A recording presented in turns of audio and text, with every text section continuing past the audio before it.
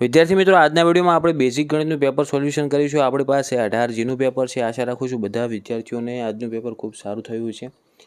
તમે કોમેન્ટની અંદર જરૂરથી જણાવજો તમારે 80માંથી કેટલા ગુણ આવશે.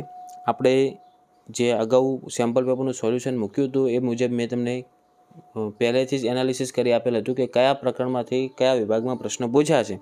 તો એ જ પ્રમાણે આજનું પેપર આવેલ છે. હું તમને એન્ડમાં જણાવું છું કે કઈ રીતના તે સેમ થયું.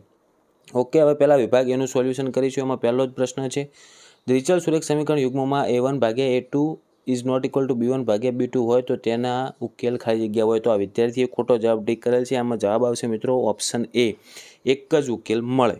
ઓકે, હવે આપણે જોઈશું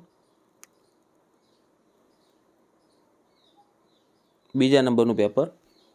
હવે જુઓ, બીજા નંબરમાં આપણે દેખાય છે કે જો ખાલી જગ્યા થાય તો દ્વિઘાત સમીકરણ ax² plus bx plus c is equal to 0 ના બે બીજ સમાન અને વાસ્તવિક હોય તો એમાં ઓપ્શન બી જવાબ આવશે, b² માઇનસ 4ac બરાબર 0. પછી જુઓ ત્રીજો પ્રશ્ન કે કોઈ સમાંતર શ્રેણી 4, 10, 16, 22 માટે સામાન્ય તફાવત ખાલી જગ્યા થશે તો તમારે 10માંથી 4 બાદ કરવાના એટલે ઓપ્શન સી જવાબ થશે. ઓકે,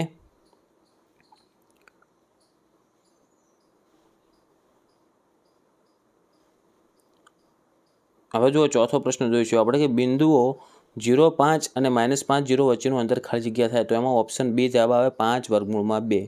પછી છઠ્ઠો પ્રશ્ન જુઓ, sec² થીટા, પાંચમો પ્રશ્ન sec² theta minus tan² theta બરાબર, એમાં જવાબ આવે ઓપ્શન બી 1 થાય. ઓકે, પછી છઠ્ઠો પ્રશ્ન છે કોઈ માહિતી માટે x બાર બરાબર 25 અને z બરાબર 25 તો m બરાબર ખાલી જગ્યા. તો એમાં જવાબ આવશે મિત્રો m બરાબર 25 એટલે ઓપ્શન એ જવાબ આવશે. આમાં જે ટીક કરેલ છે તમે સાચું ન ગણતા, હું જે બોલું છું એ સાચો જવાબ થશે. એ જવાબ આવશે 25 આવશે.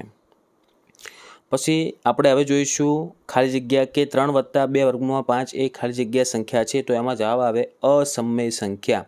પછી આઠમો ખાલી જગ્યા છે કે દ્વિઘાત બહુપદી 4x² ઓછા 3x ઓછા 7ના શૂન્યનો સરવાળો ખાલી જગ્યા થાય તો -b/a કરતાં આપણને જવાબ મળશે 3/4.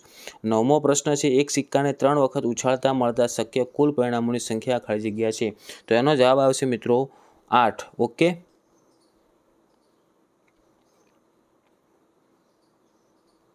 હવે નેક્સ્ટ આપણે 10મા નંબરમાં જોઈશું કે જુઓ તમને દેખાય છે કે tan theta into cot theta બરાબર આવશે 1 એકલા આવશે, માઇનસ નહીં આવે. આમાં જે ટીક દેખાય છે ઘણું ખરું ખોટું છે, તમે એના વિશ્વાસે ના રહેતા, હું જે બોલું છું એના ઉપર ધ્યાન ધરજો.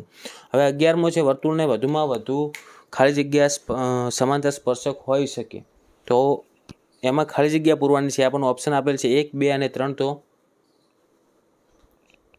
તો આમાં જવાબ 0 આવે, પણ આમાં જો ઓપ્શનમાં નથી આપેલું, 1, 2 અને 3 જ આપેલું છે તો આપણે લખીશું હવે કેટલા 2 લખીશું. ઓકે, કારણ કે સમાંતર સ્પર્શક એક જે લાઈન ઉપર અડશે એક નીચે અડશે એને સમાંતર કહેવાય, એક સામે હશે ને એક આ સામે હશે તો એમાં 2 જવાબ આવશે. પછી જે 12મો પ્રશ્ન છે એનો મધ્યસ્થ છે મિત્રો 1 આવશે, +1.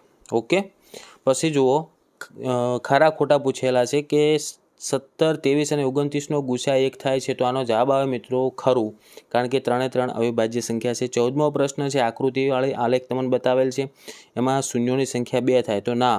જો એક y અક્ષને છેદે છે ને એક જ x અક્ષને છેદે છે, જે x અક્ષને છેદતા હોય જ શૂન્યો એના કહેવાય તો એનો જવાબ આવશે મિત્રો 1, એટલે આ વિધાન કેવું થશે, ખોટું થશે. પછી 15મો પ્રશ્ન દ્વિચલ સુરેખ સમીકરણ યુગ્મ તમને 2 વસ્તુ આપેલ છે, 2 સમીકરણ આપેલ છે, છેલ્લે લાસ્ટમાં કીધેલ છે x + y બરાબર 5 થાય તો ના, x + y બરાબર 6 થાય તો આ વિધાન ખરું નહીં થાય, આ વિધાન ખોટું થશે.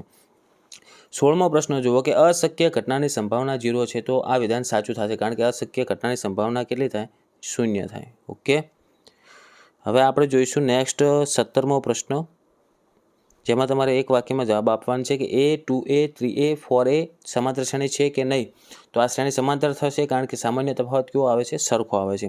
18મો પ્રશ્ન જુઓ વર્તુળની અંદર આવેલા બિંદુમાંથી વર્તુળને કેટલા સ્પર્શક મળે તો આની અંદર એકે સ્પર્શક મળશે નહીં તો 18માં જવાબ આવશે મિત્રો 0, અથવા તમે એવું પણ લખી શકો કે એક પણ સ્પર્શક મળે નહીં, કારણ કે બિંદુ અંદરથી કઈ રીતના સ્પર્શક મળે. પછી 19મો પ્રશ્ન છે પાસાને એક વખત ઉછાળતા 6 અંક ન મળે એની સંભાવના. પાસા ઉપર 6 અંક આવવાનો છે, કારણ કે 1 થી 6 અંક પાસા ઉપર થશે તો એની સંભાવના કેવી થાય, 0 થાય. પછી 20મો પ્રશ્ન છે કે પ્રથમ 11 પ્રાકૃતિક સંખ્યાઓનો મધ્યક શોધવાનો છે, તો એનો મધ્યક થશે મિત્રો 6. ઓકે, પ્રથમ 11 પ્રાકૃતિક સંખ્યાનો મધ્યક કેટલો થશે? 6 થશે. પછી આપણે જોડકા જોડવાના છે. 21મા પ્રશ્નમાં જુઓ કે અર્ધગોલકના વર્તુળાકાર આધારનું ક્ષેત્રફળ. હવે વર્તુળાકાર આધાર કેવો આવશે એનો? તો બી આવશે એમાં જવાબ, πr² વર્તુળ જ આવશે. પછી 5 રૂપિયાના સિક્કાનું ઘનફળ, તો 5 રૂપિયાનો સિક્કો કેવો થાય એનું ઘનફળ શોધવાનું છે, તો એનું ઘનફળ થશે πr²h. ઓકે, તો આમાં ખોટું જોડકું જોડેલ છે, આપણે સીમાં જોડવાનું છે. પછી 23-24 આમાં બંને ખોટા જોડેલ છે. હું તમને પહેલેથી જણાવું કે થીટા ખૂણાવાળા વૃત્તાંશના ચાપની લંબાઈ, તો એનો જવાબ આવે મિત્રો ઓપ્શન સી. અને વર્તુળનો પરિઘ જે 24મો પ્રશ્ન છે એમાં જવાબ આવે ઓપ્શન એ, πd થાય. ઓકે, કારણ કે આર નથી આપેલો એટલે πd આવશે. આપણે 24-24 હેતુલક્ષી સોલ્વ કર્યા. હવે તમને જો વિભાગ બીમાં મેં તમને કીધું હતું કે બહુપદીના 2 આવશે, સમાંતર શ્રેણીના 2 પ્રશ્ન આવશે. એવી જ રીતના આપણે જે અગાઉ કીધા હતા તમે જોઈ શકો છો. તમારે ટોટલ 13 પ્રશ્નો છે, એમાંથી તમારે 9 લખવાના હતા.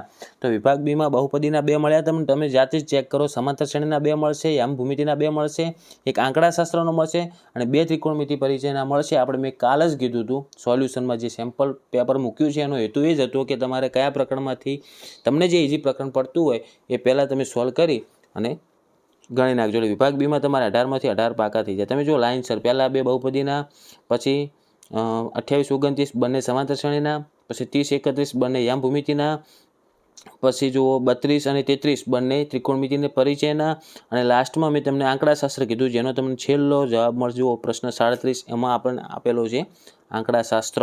તો બ્લુ પ્રિન્ટ મુજબ મેં તમને પહેલાંથી એનાલિસિસ કરી આપ્યું હતું, તમને સરળતા રહે એવી રીતના. પછી વિભાગ સીમાં મેં તમને ખાલી પ્રકરણ કીધા હતા. જુઓ સમાંતર શ્રેણીનો એક હશે તો તમારે ડાયરેક્ટ એ જ લખવાનો હતો. જો તમારે 18માંથી 18 ગુણ લાવવા હોય તો સમાંતર શ્રેણીનો તમને પ્રશ્ન મળ્યો.